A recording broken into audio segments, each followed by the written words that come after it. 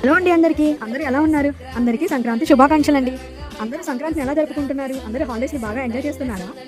అందరూ సంక్రాంతికి హాలిడేస్ అని ఎంజాయ్ చేస్తున్నారా? పిల్లలు కైట్స్తో ఆడుకోవడం, ఫ్యామిలీతో స్పెండ్ చేయడం, ఇదంతా అందరూ ఎంజాయ్ చేస్తున్నారా? అసలు సంక్రాంతి భోగి ఎందుకు జరుపుకుంటారు? దీని పర్పస్ ఏంటి? 3 డేస్కి అర్థం ఏంటి? ఇది ఫార్మర్స్ మెయిన్ ఫెస్టివల్. అంటే ఫస్ట్ డే భోగి, మన ఇంట్లో ఉన్న పాత సామాన్లన్నీ మనం కాల్చేస్తాం కదా, అలాగే మనలో ఉన్న బద్ధకాన్ని, చెడుని అంతా ఆ మంటల్లో వేసేసి బూడిద చేసి కొత్త జీవితాన్ని మొదలు పెట్టడం. రెండో రోజు మకర సంక్రాంతి. సూర్యుడు తన రూట్ని మార్చుకొని ఉత్తరం వైపు ప్రయాణం మొదలుపెట్టే రోజు. పంటలు చేతికొచ్చి ఫార్మర్స్ కళ్ళలో ఆనందాన్ని చూసి ఆనందంతో జరుపుకునే పండుగ ఇది. ఈ పండుగ రోజు మన పెద్దలు అందరినీ కూడా తలుచుకొని వాళ్ళతోటి స్పెండ్ చేస్తారు. మన దగ్గర లేని వాళ్ళని తలుచుకుంటూ వాళ్ళకి కొత్త బట్టలు పెట్టి వాళ్ళకి ఇష్టమైన అన్ని వండేసి అలా లేని వాళ్ళని కూడా తలుచుకునే రోజు అనమాట. రోజు కనుమ. వాడి కొంతమంది ఈ ఈరంతా కష్టపడుతూ ఉంటాయి కాబట్టి వాటికి పూజ చేసి వాటిని పూజిస్తారు అనమాట. అవి లేకపోతే ఫార్మర్స్కి ప్లాయింగ్ చేయడానికి, అదే దుక్కు దున్నడానికి, పండిన పంటని తీసుకురావడానికి, ఇవన్నీ అప్పట్లో అంటే పాడి పశువులే కదండి. ఇప్పుడు అంటే టెక్నాలజీ వచ్చి, ట్రాక్టర్స్ వచ్చి, అన్ని డ్రోన్స్ వచ్చినాయి. కానీ అప్పట్లో మాత్రం ఫార్మర్స్కి హెల్ప్ అయ్యేవే కదా.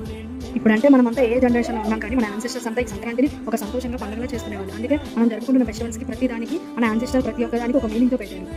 సో అందరూ హ్యాపీగా ఫ్యామిలీతో సంక్రాంతి ఎంజాయ్ చేసి మళ్ళీ బ్యాక్ టు ద వర్క్కి వచ్చేయండి. వన్స్ అగైన్ అందరికీ happy Sankranti. Thank you all. Bye.